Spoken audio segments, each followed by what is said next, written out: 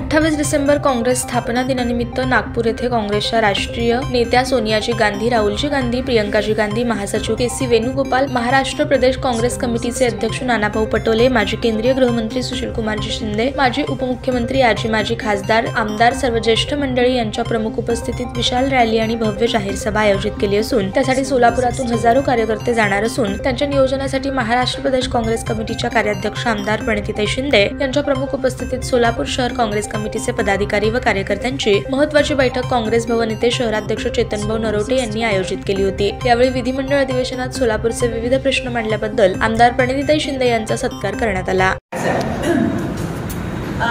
आणि अर्थात हे तयार हम हे 2024 चे रणशिंग त्या दिवशीच कदाचित फुंकले जातील।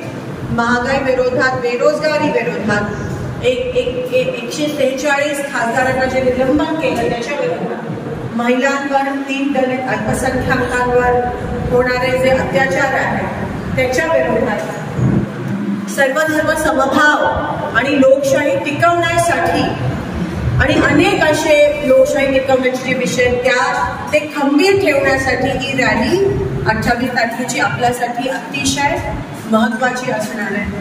त्या रॅलीमध्ये जो सहभागी होईल त्याला एक जोश मिळेल, त्याला एक ऊर्जा मिळेल, त्याला एक उत्साह मिळेल, कारण का पुढचं वर्ष हे आपल्या सगळ्यांसाठी अतिशय महत्त्वाचं वर्ष आहे। महापालिका निवडणुका पण होतील, विधानसभा पण होतील आणि लोकसभा पण होतील। या 3 राज्यामध्ये मागच्या महिन्यात जे झालं ते विसरा। काल आमची CWC मीटिंग झाली आणि त्याच्यामध्ये एकंदरीत असं सूर झाला कि ठीक है, 3 राज्यों में वादे इतने मायूस होने की कोई जरूरत नहीं है।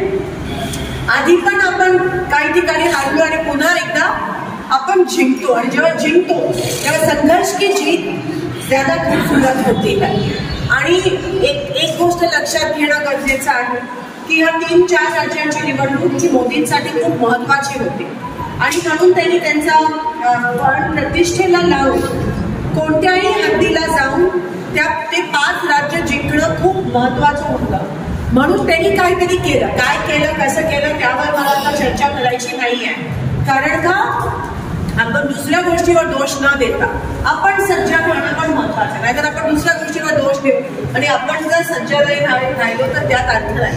तेलंगणा एवढंच चांगलं जिंकलं, आपण त्या BRSच्या जबड्यातून खेचून घेऊन आपण तेलंगणा एवढं महत्त्वाचं राज्य जिंकलं, तिकडे आपला मुख्यमंत्री झाला।